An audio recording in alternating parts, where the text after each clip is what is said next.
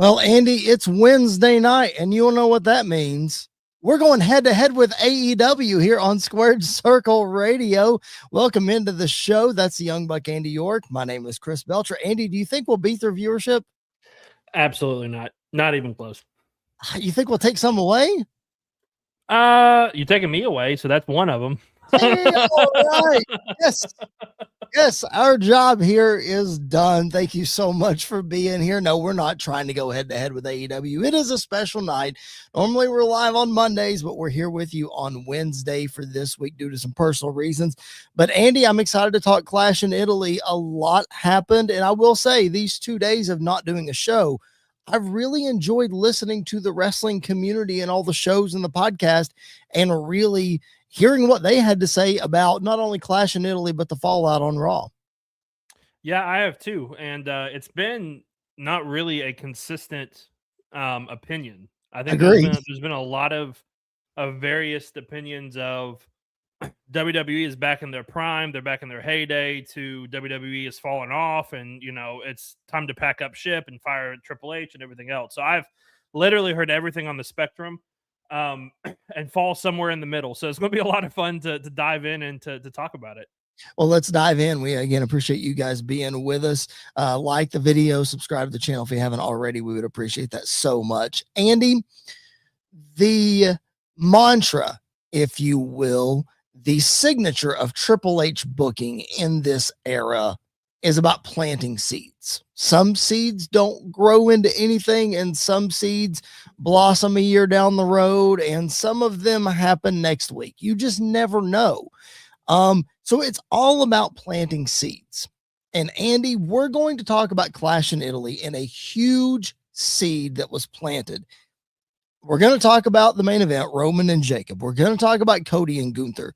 But these two things, obviously, if you watch the post show, coincide very, very, very, very much. So we're going to do our best to talk about both matches, but in the end, this whole thing is intertwined, Andy.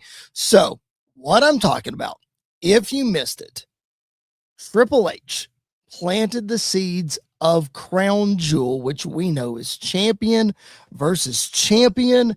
And right now, your current champions are Roman Reigns and Cody Rhodes. Yes, the third part of the trilogy is impending. Andy, I can't see them going away from it at this point, but we'll talk about that in just a minute. Let's break down the main event of Clash in Italy for just a minute first, so we can tell our viewers how we got to and how we're going to get to Cody versus Roman. It's Roman and Jacob in tribal combat, and Andy, Jacob Fatu lost. And Jacob Fatu was a man of his word. He acknowledged the tribal chief on Monday Night Raw. First of all, how did you feel about him actually acknowledging Roman Reigns based on the Jacob we've seen for the last 2 months? About him acknowledging, I'm not shocked by. I think my biggest complaint about everything is the way that he is now being presented because of all of this. He is not the same Jacob Fatu that we saw at WrestleMania.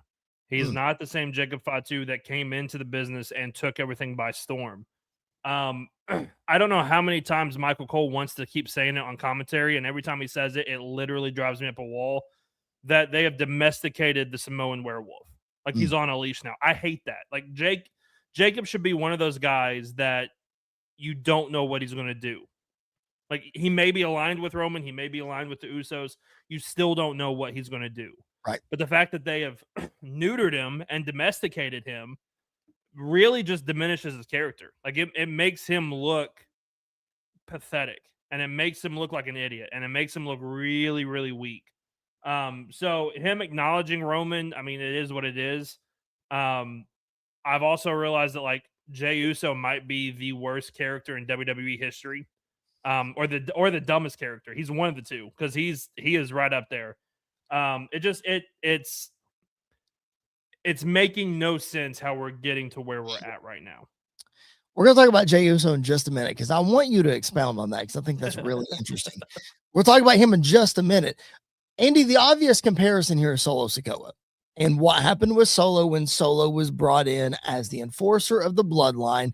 Now, a lot of the wrestling chatter that I've heard over the last couple of days is how this bloodline, this version is different than the original. And there's a couple of good things that I think people have pointed out, which we can get into in a minute. That's fine. But I think the point that I'm trying to make here is obviously we're going to compare Jacob to Solo and how Solo was with Roman. I'm going to say, yes, they've used the domesticated line a lot. And I think they've shied away from the neutered line, except the one time that they used it, which just didn't hit me right. I just did not like that at all. Mm-mm. For different reasons than you did, but I just thought it was dumb. You know, that's your line when he loses. That's stupid. But I think you have to just let this thing play out, because I think if we look back over the last 5+ years, the biggest part of the bloodline story is layers upon layers upon layers. So while right now it looks like Jacob Fatu is falling in line with the bloodline, I saw some hesitancy in putting that one up on Monday night. I don't know about you. I'm interested to see who Roman's next challenger is and how that ends up playing into this. Yeah, I don't think he has another challenger until after Night of Champions. Like, I don't see Agreed. him Yep, having agreed. anything until then. I I don't know. I think you're absolutely right that the bloodline story is always layered, and it's layered and layered and layered. And that was fine when it was interesting and people cared about it. I don't think people care about the bloodline story as much as WWE thinks they do. Okay. Because yes, because again, where they're at right now is not the normal crowd they're going to be in front of. The crowd in Italy, I think I could have walked out with entrance music and they would have given me a massive pop, because they popped for That was everybody. wild. They were wild. They were Yep. wild. So if you're going to do something like this is the best place to do it. I don't think, like, everything that I've seen, a lot of what I've seen on the internet wrestling community and from podcasts that I listen to and from people that I've talked to that are watching wrestling, is that they don't care about the bloodline anymore, because it's the only story that they tell with Roman. If they had done anything different over the last couple years with Roman Reigns and then brought it back to this, it's honestly like if the second the Shield broke up, they just started putting them back together and then breaking them up again, and then putting them back together and then breaking them up again, because you just, after a while, you just start not to care about it anymore. Right. It doesn't become something you want to see. It doesn't become something that you're invested in. Right. And plus we've seen, I mean, if we're heading towards a bloodline civil war, we've seen that. Like, we have literally seen what Well, Roman Reigns versus Solo Sikoa in a that's kind civil of war that's looks kind of like. what I was going to bring up. It's like, look at what happened on Raw. Yeah. We had the bloodline segment opening the show. By the way, Flavor C333 in the chat with us. Thank you, man. Samoan like. World Order. That is sort of what it feels like. And you see his profile picture there wearing the Ulafala. So he's acknowledging he's there. But I'll say this, like, look at what happened on Raw. You had the bloodline segment acknowledging Roman Reigns, and then they went to commercial break. And Andy, the next match involved Solo Sikoa, Yeah. and there was no interaction whatsoever between the two. Nope. After the other night, a Clash in Italy, Solo and the MFT show up in the crowd after the match, and they're giving Jacob a look like, "What are you doing? You've been down this road before," trying to make him have a choice. And he didn't have a choice at that point. So it's like, Solo being there made, if Solo would have inserted himself on SmackDown or on Raw in a more prominent way, then maybe. But Andy, it made no sense to me. No, it felt like, again, it feels like something that is either going to come back later on or it's going to mean absolutely nothing and become the new The Rock walks out at the end of Bad Blood, and then nothing comes from it. Sure. Nothing happens from that point on. Yeah, I was completely shocked that there was no interaction. I kept waiting for Solo's music to hit. I kept waiting for something. At least if you're going to set it up, at least follow through with something the next night, because now, like, even if you go back to it in a couple months, I don't think the interest at all is going to be there. No. The way that they're doing this, I don't think it's going to end well for Jacob. Like I don't think Jacob is going to be the same as he was going into this feud. I mean, I remember the post show, the Raw after Mania. I was excited that we were getting Jacob and Roman. Finally, we were getting it. It was going to be something big, something special. And now I look back and I go, this feels like a massive waste of time. Like it feels like we are right back to where we were, and it feels like 2022 all over again. Like we're right back where we were. Let's just remember, and I know I've said this a good jillion times till I'm blue in the face. Let's remember what this did for Jey Uso. Now I know again, Andy, I know he is where he is right now, and you think he's the worst character ever. Andy, he led WWE in merch sales. Would he have done that before feuding with Roman Reigns? Absolutely not. We preached on this podcast for a long time that the bloodline story was ultimately about Jey Uso. Now, it did wonders for Jey Uso. It can do wonders for Jacob Fatu. I know it looks bleak right now, but I think something is coming. I disagree because I think Sammy did more for Jey than Roman did for Jey. Like, I don't think the interest level in Jey would have gotten to where it was without all of the stuff with Sami Zayn in the middle. Okay. Because I mean, now it's especially now because everything that happened between Jey and Roman means nothing because Jey just tucked his tail and went right back to Roman with literally no explanation. Like Roman, to me, when I look at Roman Reigns right now, he's supposed to be a babyface, and he's like the biggest heel in the company because he's right back where he was. I mean, he is right back where he was in the bloodline, leading everything. Yeah, he's buddy-buddy with him now. It's not going to be that way. It's not that way with Jacob, obviously, with the way that things have kind of taken shape and fallen over the last, during the pay-per-view and then afterwards on Monday Night Raw. So I don't think Jey didn't help himself when he finally got the shot and got the opportunity. But I think Sammy did more for Jey than Roman did. Like, I think Sammy really set Jey up to take over and to become, Sammy was the popular guy in the bloodline.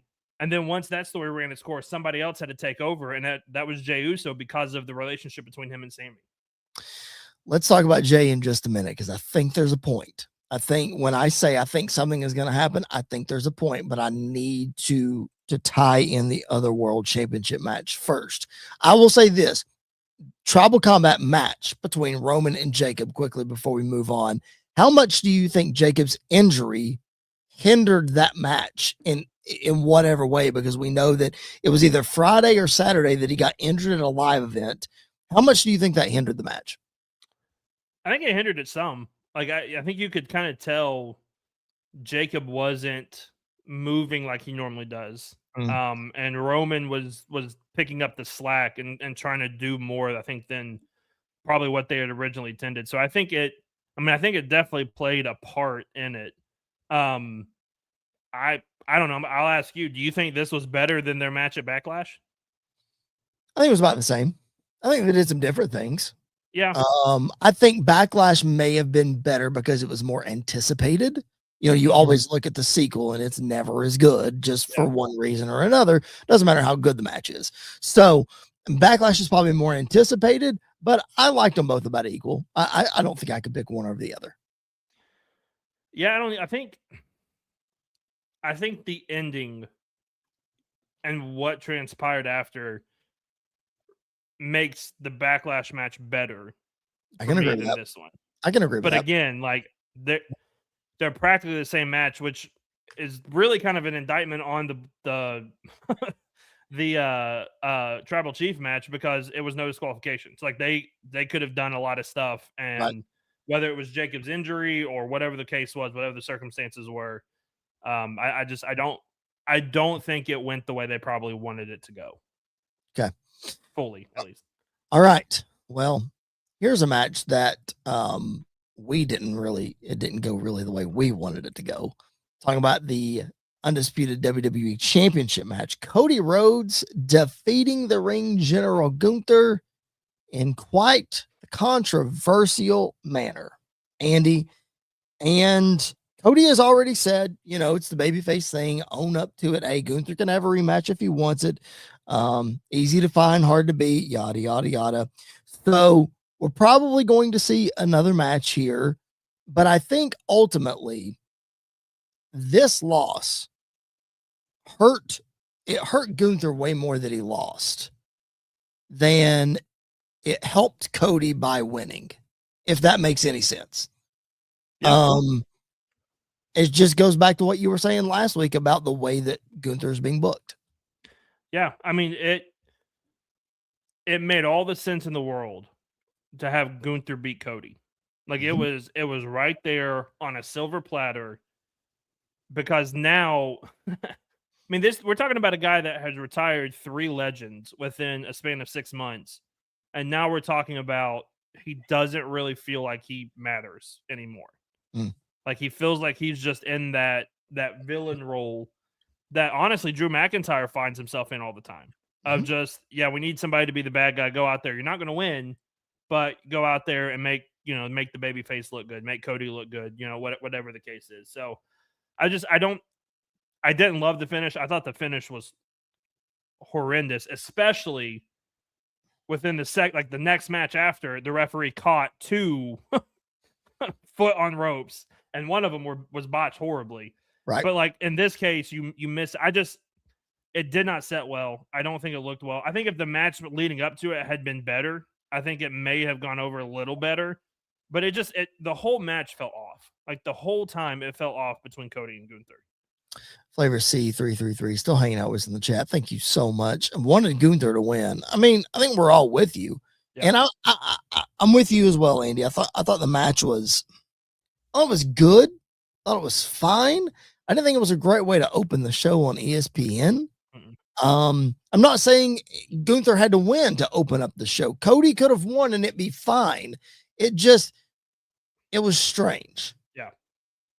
It almost is like, it could be interesting. I'm just spitballing here. If Cody on SmackDown brings up the fact that Gunther tapped out to AJ Styles and tricked him for the finish of a match, and Cody can say, well, karma, whatever. I don't know. He's already owned up to the fact that, we saw it. He'll give him a rematch, whatever. But the point is, Andy, if he does give him a rematch, we just talked about Roman probably not having an opponent for Night of Champions. That means Cody is going to have to be on the show, and it's probably going to be Cody and Gunther again. And Andy, at this point, Cody may as well win, because Gunther winning at this point doesn't make it as impactful, because then what do you have to do? You have to run it a third time. Yeah. And we're looking at Cody Gunther at SummerSlam, which Cody wins again, and it just doesn't make any sense. Yeah, no, I completely agree. I think the prospect of the match that we're going to talk about a little later, I don't know is worth having Gunther lose again, or like lose here and then lose again. So like I would almost prefer Gunther doesn't get the rematch until either after Night of Champions or even after SummerSlam. Like just let it sit, have him go into a feud with anybody else, somebody else on the roster. I was thinking, a good way to do that, a good way to deviate it, is Gunther coming out demanding his rematch. Cody saying, oh yeah, you know what? I'll give you a rematch. And then Sami Zayn says, whoa, whoa, whoa, whoa. Yeah. Back it up. You could have a small feud with Gunther and Sami, but then if you do that, who do you put on the Night of Champions card with Cody? If that's the case, because you don't want to pigeonhole somebody in there, because I think King of the Ring winner is going to go face Cody Rhodes. So you don't. I think the opposite. Okay. Well, we'll talk about that in just a second. All that to say, I wouldn't want to rush a championship match for Cody in 3 weeks just to rush it and then not have anything come out of it. I think the best way to do it is maybe like have Sami Zayn and Cody at whatever the next pay-per-view is. I don't even know at this point. It's Night of Champions in Saudi. Okay. So have Cody face him, or have Cody and Sami face each other. And then you could probably, he's probably going to come back as a babyface. It'd be hard not to. Gunther Drew, like run Gunther and Drew for a couple weeks, build that up for a little bit, and then afterwards, now Cody can reface Drew, he can reface Gunther, he can go back after Sammy. Maybe whoever wins King of the Ring, can go after Cody. I just the way that they are booking the top 2 titles right now is kind of infuriating of how they're Mm, doing it. Like they're not doing a great job, one, of capitalizing on any momentum. Like Roman had all the momentum out in the world coming out of WrestleMania. Probably the greatest WrestleMania main event of all time, if not one of the greatest WrestleMania main events of all time. To now, like, yeah, the crowd loves him because it's Roman Reigns and they're there to see him. But like when I'm at home watching, it's like, okay, we know like we have seen all of this before. mm, The same's kind of true with Cody. Like I love Cody. I'm one of the biggest Cody guys you'll ever see. Nearly passed out when he returned. All of it. They are not booking Cody well. Like they have not booked Cody well since after WrestleMania 40. Like they have mm, not done a good job of building on any momentum that Cody has. mm. City Kitty live with us in the chat. I see your comment. I'm going to get to it in just a minute. Let me set that up because that's exactly where I'm going. All right.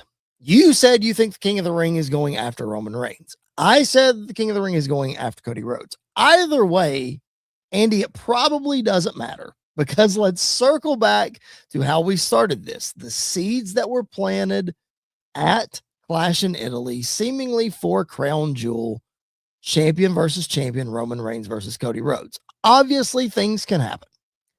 Obviously, somebody gets hurt. Heaven forbid. Obviously, there's momentum and we could see a quick trigger pulled and somebody else wins a championship. Okay, fine. Okay, but let's just play this out for a minute, Andy. Okay, let's look at the King of the Ring men's bracket since you're picking one side and I'm picking the other. As you look at this bracket right now, I think I know who your pick is, but who's your pick to win the King of the Ring? My pick to win the King of the Ring is Seth Rollins. Okay. I think Seth wins it. I think it comes down. I mean, listen, I think the smart decision, the best decision is to have Oba win it. But I think Brock's probably going to return and cost Oba in the semifinals or something. I really think they're probably, I mean, out of everybody else that is on the roster and everybody that's in this tournament, which by the way, I don't know if Sami Zayn and Drew McIntyre are in this thing or they're not in this thing or what is happening. This graphic that's on the screen is the original graphic. Did you see that though? They put up the one with Drew and Sami. No, because I didn't watch Raw live. Okay. So when I went back and watched it, I'm sure they edited it out and covered it up. Yeah, because then like Tala Tonga wasn't in it because they took him out, and then all of a sudden like they do the match graphic for next week, and he's in it, and I'm going, wait a minute, something's wrong. Somebody got something messed up somewhere. I don't know. I think Seth makes the most sense. I think Oba makes the most sense, but he's got other stuff to do. I think it's either got to be Seth. I don't think it's Braun Breaker anymore. I think Braun's push is kind of falling down quick. I don't know who else you put. Okay. The other one is Jey Uso. So here's the way you do that. Look at what Roman Reigns said to Jey Uso. But I think Seth and Jey are the two challengers for SummerSlam. And I think you can get to both of those without them winning King of the Ring. So I think either one that wins it, fine, you can get to it the other way. Here's why I say that. Look back at what Roman Reigns said to Jey Uso on Monday Night Raw. Hey, you've never held that other championship. Won't you focus on going to get that other championship? Of course, being held by Cody Rhodes.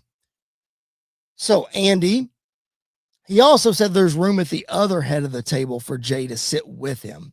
That'd be a difference in previous Roman versus new Roman. But if Jey goes out and wins King of the Ring, then he is the last one, with the exception of LA Knight, from the WrestleMania 40 picture that hasn't turned on Cody Rhodes.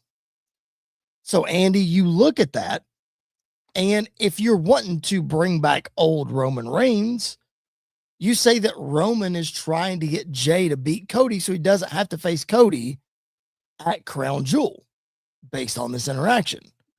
So you go down that route. Well, guess what, Andy? Let me circle it back around to what we were talking about. If Jay loses to Cody, Roman's disappointed, right?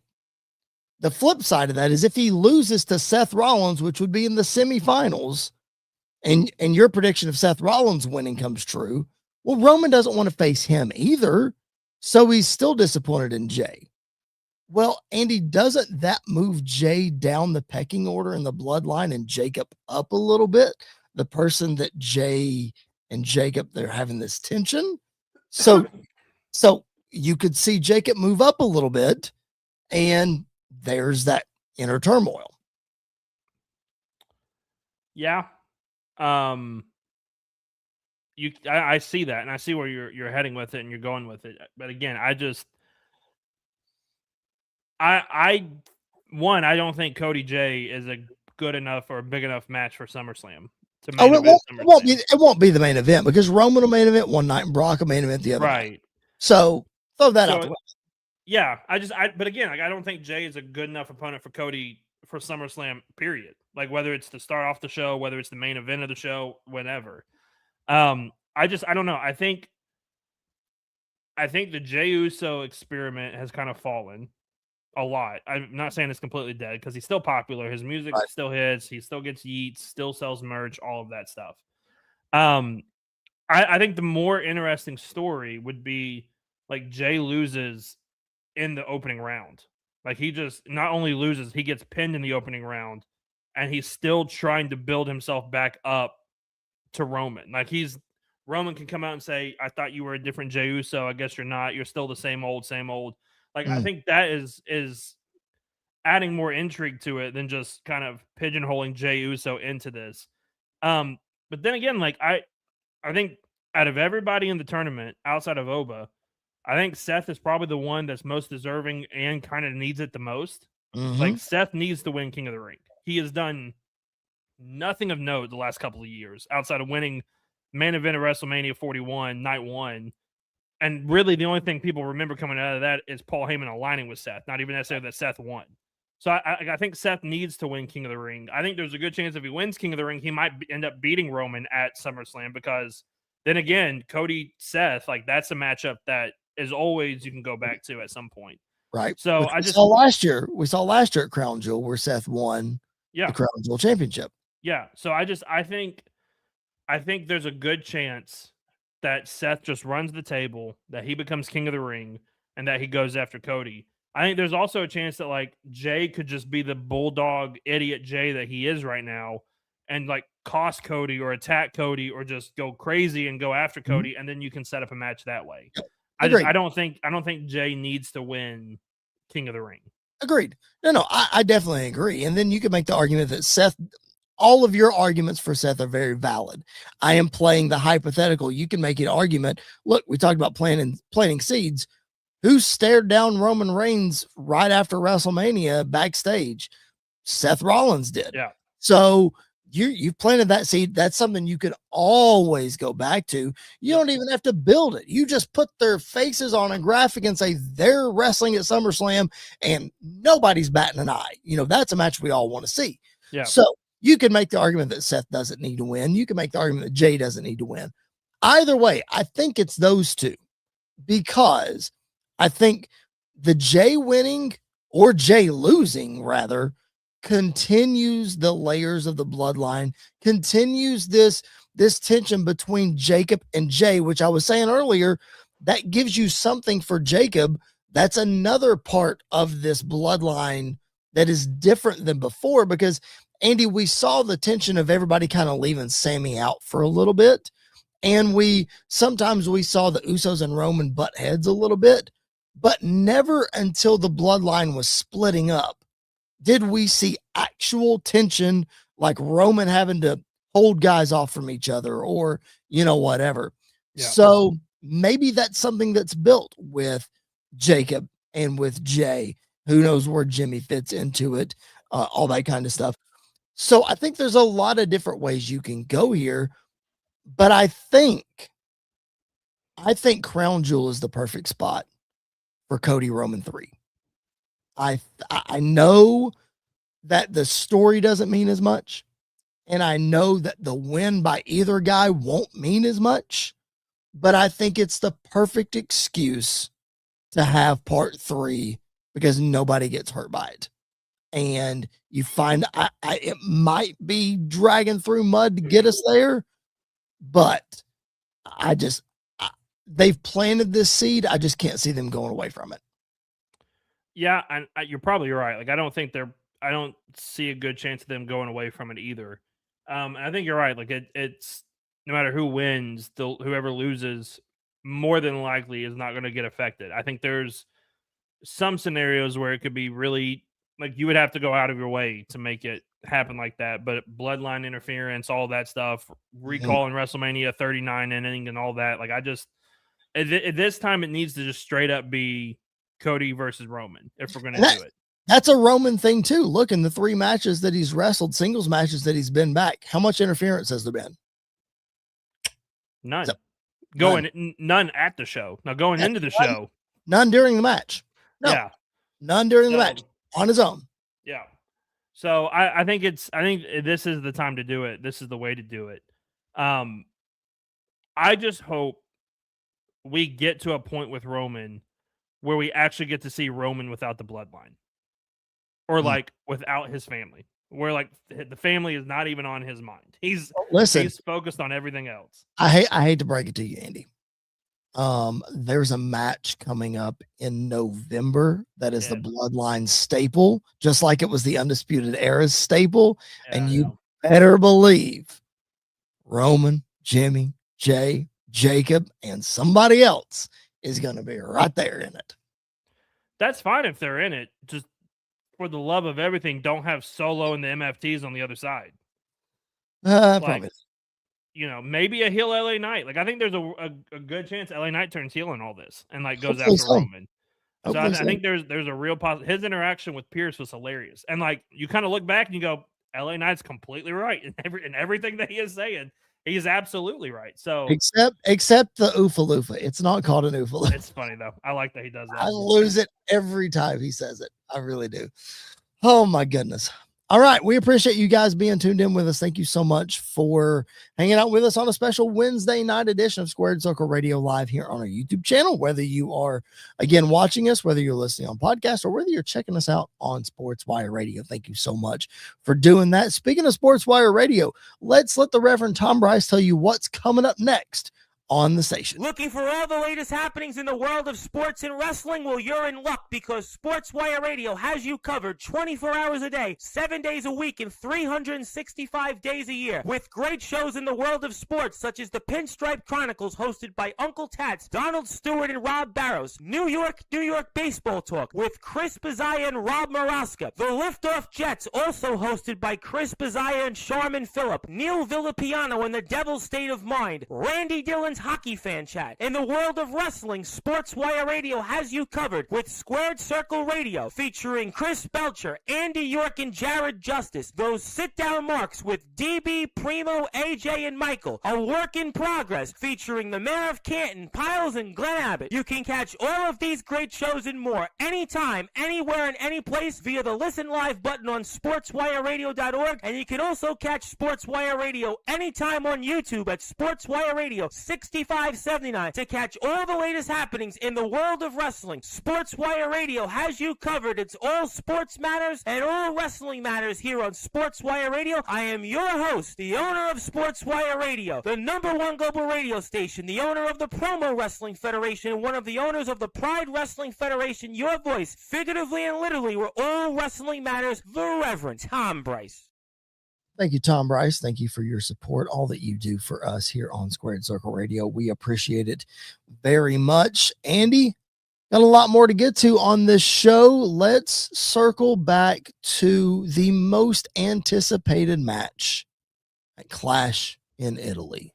Part 2, Obafemi versus Brock Lesnar. This time, Brock Lesnar coming out victorious. And Andy, before we get to the match itself, let's circle back to the conversation we were just having about the King of the Ring tournament. Because it seems like you and I have come to the conclusion that Seth Rollins or Jey Uso is probably going to win. Maybe it's LA Knight. Maybe it's Royce Keys. I don't know. But Oba Femi is in this thing, and we're both pretty certain that we're going to get part 3 at SummerSlam between Oba and Brock. So, Andy, how do you get Oba out of this tournament based on what we saw on Monday, the dominance that he showed? I think the best way to do it is not even like before the match even starts or before it all happens. Like Brock just comes in and just F5s all over the place. They brawl. Maybe like they even brawl out of the arena. Like they brawl, into the parking lot, whatever. And then they have to find a replacement for that spot. Mm. Keep, not a huge fan of it, but it's a way to get him out of there. This is one of my fears about having Oba in it, is if he's in it and he doesn't win it and somebody beats him, then it's not good. Like if he makes it all the way to the finals, he needs to win it. I don't know how you do the Brock match. I don't know how you make it happen, but if Oba's in the finals, Oba needs to win it because you got to capitalize on that momentum. I think it was on Busted Open. Maybe it was on Sam Roberts' show that Dave LaGreca he gave the idea of you have Oba win it and you have him win the championship at SummerSlam. Then you have Brock return at SummerSlam. And then you have Oba Brock at the next Saudi pay-per-view or something as the third match. Not ideal. Yeah. Because I'm with you. Him in it and him not winning it is just wild to me. The other idea that I think it was a caller on Busted Open, pointed out was Oba could win it and go to Pierce and say, I don't want a world title shot. I want Brock Lesnar. And the reason that I don't like that either, but Andy, why does Brock Lesnar come back and attack Oba? He just beat him. Yeah, I think he doesn't need to get a win back. He doesn't. Which, hey, if Oba would have won the second match, then he would have needed to get another win back. But that's another. And Brock could have faced Roman at SummerSlam and had a rightful retirement. It would have been fine. It'd have been something. Yeah, I agree. I don't know. I think there is a world where maybe Oba pulls double duty. He wins King of the Ring. You really want to showcase him. If you really want to showcase him at SummerSlam, wins King of the Ring, goes after a world title, or maybe he faces Brock first or whatever. But one night he faces Brock, the next night he goes after the world title. Okay, let me. Okay, and he wins both, right? He wins the Brock match, but maybe if you do the Brock match first, maybe he's so Brock has done so much damage to him or whatever, or maybe Brock's night 2 and Brock cost him that title. So I think there's a way you can make it happen. But again, you see how convoluted it is by adding him to this tournament. Yeah, because what you have to book your way out of it now. Listen, it's a fatal 4-way in the first round, so he didn't have to get pinned if he were to get beat. Listen, the way he came out and sold that arm, all he has to do is not be involved in the finish, lose the match. Then he comes out 2 weeks later and says, Brock Lesnar costed me the King of the Ring because I was hurt. No excuses. I want to get even with Brock Lesnar. I want him at SummerSlam. Boom. That's easy. Just do that. Yeah. Although he did look amazing winning. The way that they did it, he looked I think he needed to win that match. Even though everything that happened, I think Oba needed to win that match. I still think there's a world where, he called Brock out afterwards. He said, you got your win back, but it's still tied. So who really is the better man? Because I beat you and you had to fake a retirement to come back, or you really are retired because are you retired or not, which makes the SummerSlam match even more pointless at times. So whatever, but you beat me. And the next night I beat 3 other dudes with one arm. So we're not the same person. So I think there are ways for him to call Brock out and entice him to come back. Sure. And who knows, maybe Paul gets involved somehow. Well, that's what I was just getting ready to say. Let's pull the bracket back up here real quick, because Oba won this top match here between Penta, Oba, Solo, and Mello. And he Which, by the way, faces Solo eating the pin was really shocking to me after everything that happened. after everything that happened, pretty stupid. Um, next week's Fatal 4-Way is Dominic Mysterio, Braun Breaker, Trick Williams, and Damian Priest. The winner of that will face Oba Femi. So that's how you could get Paul Heyman involved. Braun Breaker wins that match. Paul Heyman's involved. That's how you get Brock there. That's a little bit of a stretch. But again, if your prediction comes through true about Seth Rollins on the other side, we're going to see Seth Rollins versus Braun Breaker again. And Corey Graves clearly said on commentary that Seth is done with the vision, as he should be, after a big win Monday night. So, it's pretty convoluted when we sit here and talk about it, Andy. Yeah, they have not thought all this through. I would have just kept Oba out of the tournament. Just keep him out. Yeah, let's keep him out, or just don't do the Brock match again and figure out a way to get Brock Gunther on the card, because that is such an easy transition to do that. Mm-hmm. I don't know. Like, I think they have overthought this. And I think part of it is because they want to protect Oba and they want to build him up. Right. It's like, oh, have him in the tournament, have him win the Fatal 4-Way, and have him do this and have him do that. But they're backing themselves into a corner that they're not going to be able to get out of. Right. And it's either not going to make any sense or it's going to end up damaging Oba. And I don't think you can really afford to do that right now. Well, and like you said, we know the match is coming. Everybody and their mother's brother knows the match is coming. You could put a first-time watcher of WWE in front of Clash in Italy and us tell you, or then watch the video package, then watch that match, and they can tell you they're going to do that again. Of course they are. Yeah. Everybody knows it's coming, but you can't keep Oba off TV because he's so hot and he's so popular. So yes, definitely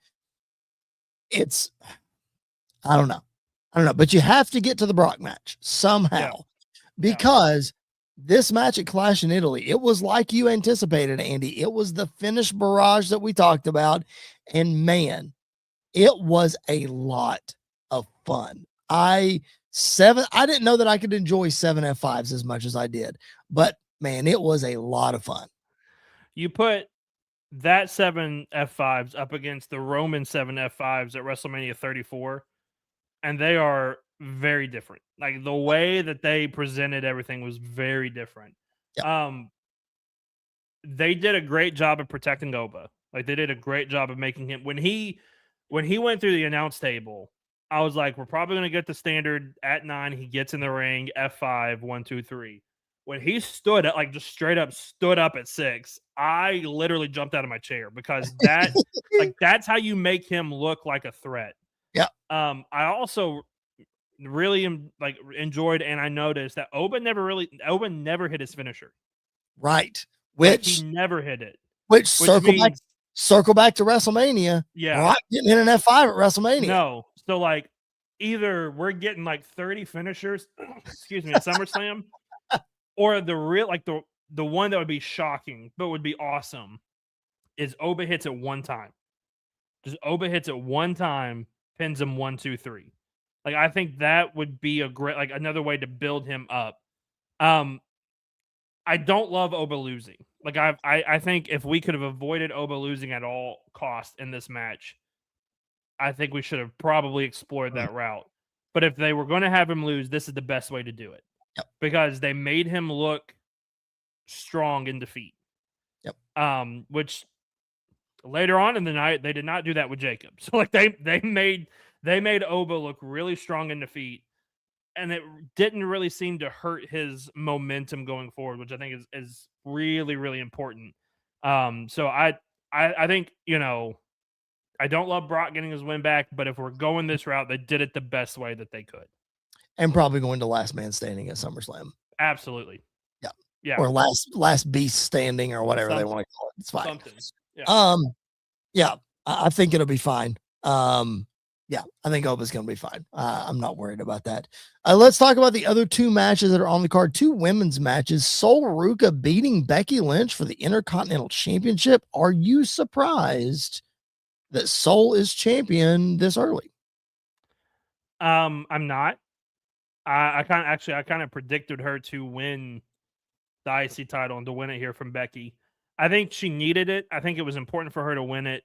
Um, and we can kind of push or get behind us now the she's a loser storyline. Like I think that Yeah. I hate when they do that with NXT stars coming up. Like I think it puts them in a corner instantly when they do that. So for her to win it, she hit the Soul Snatcher perfect. I mean, she did it absolutely great. Um, the match itself was great. Like I thought it was a really good showing for her. I thought Becky played her part really well.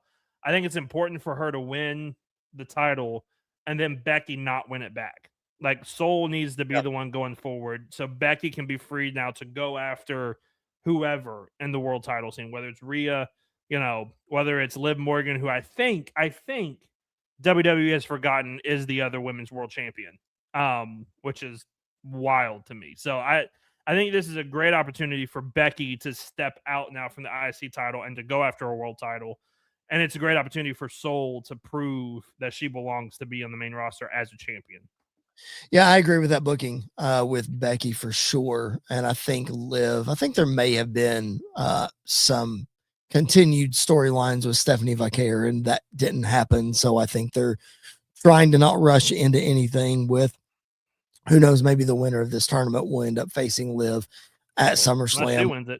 Unless she wins it, which would be hilarious to me. I'm surprised that I'm not surprised. I'm not surprised that Soul is Intercontinental Champion, because I think they did this so she doesn't get lost in the shuffle. Because they basically did the same storyline with Lyra Valkyria 2 years ago, and it didn't work. And Lyra is just floundering in the tag team division after being the first women's Intercontinental Champion. So they basically did the same storyline. They did not pull the trigger with her. We saw the unraveling on Unreal with how all that happened. So I think maybe WWE was afraid that would happen to Soul, because she doesn't really have a character per se. Still working on it. Let's put it that way. I think she's still working on it. She is, but they haven't done a good job of giving her something to get a character I agree. She showed up. So like I think if we got to do something. Like I think she's too athletic, and she cuts a good promo. She's got the look. She's athletic. I think she has what it takes. They just have to give her something to add more interest and intrigue from the audience. Agreed. Yep, agreed. Let's talk about the other women's match. Rhea Ripley defeating Jade Cargill in a rematch for the women's championship. Listen, Andy, I did not think that Rhea Ripley's pop could get any louder than I just pick an event. But dude, that was the pop of the night, I think. Yeah. That was insane. Yeah. And then, like we talked about on the preview show, don't sleep on this rematch. And they delivered, man. It was really good. Yeah, it was the second. I think it was easily the second best match of the night. I think it's Jade's best WWE match of her career. Rhea and Jade have really good chemistry together. Like really good chemistry together. I think this match was better than the WrestleMania match, and I really enjoyed the WrestleMania match. And so I think that they got a lot of good things coming down the pike for them. I think Rhea needs another big time opponent for SummerSlam. And whether that's Becky, whether it's Io, whether it's somebody, I think Rhea needs that, because I think Jade running it back a third time at SummerSlam is probably not ideal. Correct. Like, I think we need to give it a break. I think we need to run it back at some point, because I want to see a third match between them, because I think it's going to be really good. But I think we need to give it a moment to breathe, give it a minute to develop other things, put Jade in another storyline that doesn't involve a world title, and then we can come back and revisit it. So I think Rhea needs a big opponent for SummerSlam, as much, maybe not as much as Liv does, but she needs it. She needs a big time opponent. City Kitty Alive with us in the chat says Rhea versus Io is coming again. So could easily be that. Here's where I'll go with that, Andy, because I had the same thought you did, that Rhea needs a big opponent, and I think I know a way that you could get them there. this newfound friendship between Rhea Ripley and Charlotte Flair seems to be just interesting, very interesting. So, do you think this is building to Rhea versus Charlotte? Charlotte turning. That's maybe that's the obvious route. Or will this newfound friendship cause a rift between Charlotte and Alexa and some jealousy with Alexa Bliss? And maybe it's Alexa versus Rhea Ripley? Maybe. I think if Charlotte gets involved and then Alexa turns on Charlotte, I think at that point it has to become a triple threat. I would be fine with that. Rhea, Alexa, and Charlotte, which I think I think that would be a great opportunity too. I honestly was waiting for Charlotte to attack Rhea after the match was over at Clash. Like I just kept waiting for it, and then I realized, oh, we're on ESPN, time's running out. That's not happening. So I think that that is a real possibility to happen at some point. I do agree though. Like I think if we're not going to do Rhea EO, which I think Rhea EO is a bigger match than Rhea Charlotte, in my humble opinion. But if we're not doing Rhea and EO, I think Rhea Charlotte is the next best one, and then the triple threat is right after that. So I think one of those three really solidifies Rhea's world title run and just really sets her up for the future. Yeah, I'm not saying that Alexa is Rhea's opponent, but I do think Alexa will be the one to turn on Charlotte because, Andy, look how many years that WWE has tried to make Charlotte a true babyface, and they finally done it. Yeah. They're not messing with that. They're not going to do it now. No. The people are finally cheering for her, and they're not going to make her turn. I cannot see them doing that. Yeah, but I think there's a part of us all that misses heel Charlotte. 1000%, you are correct. It's like when Randy's a babyface. Like we love babyface Randy, but we miss heel Randy. Like we enjoy heel Randy a lot. We definitely do. All right, that was Clash in Italy. That was sort of Monday Night Raw as well. You got to listen. We cannot get out of here without talking about Paul Heyman taking a spear through a barricade on Monday Night Raw. Wasn't that so wild? Dude, that was nasty. Dude, and then to follow it up with the spear to the championship belt finish, dude, that was so well done. Yeah, they did such a good job with that match that I kind of don't want Braun and Seth to face each other in the finals. I don't. That needs to be the end of the feud. Yep. I think the Braun Breaker push is kind of at an end right now, or at least at a very long stall, which I'm not a huge fan of. But this match was an electric way to end Monday Night Raw. The crowd for this main event was hot the crowd was hot from the beginning of the show and stayed hot throughout the entire show. But like for the main event, man, they were on their feet the entire time. It was such a good main event. Yes, it was very, very good. Very, very good. All right. We also cannot get out of here on this special Wednesday night edition of Squared Circle Radio. Appreciate you guys being with us. We cannot close up shop, Andy, without talking about the match of the weekend. And it wasn't even on Clash in Italy. I think we can broaden that scope a little bit. That match we of the can year. Certainly say that mask versus mask, El Grande Americano versus El Grande Americano OG is certainly in the conversation for match of the year. Andy, the atmosphere at that AAA show was absolutely insane. Yeah. This was the perfect place to have this match where it meant the most. And listen, I think they could have just laid there in rest holds for 15 minutes and the people would have eaten it up just as much.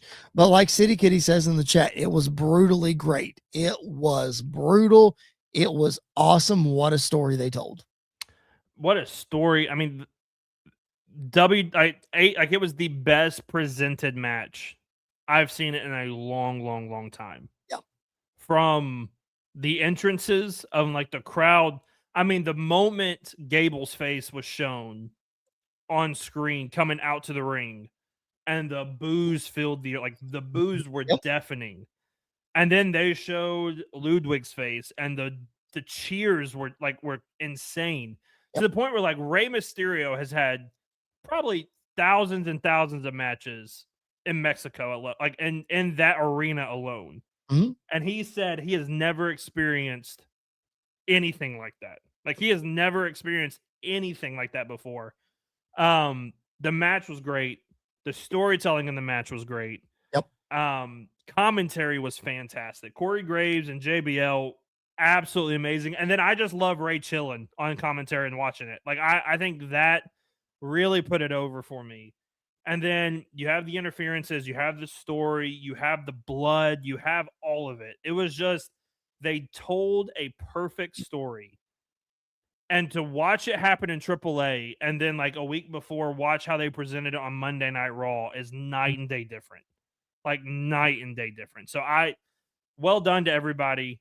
I want Chad Gable to get a massive push now when he gets back to the main roster. Like, let him win the IC title. Let him replace Oba and let him win King of the Ring at this point. I mean, I want Chad Gable to have the rocket on his back and fly to the top.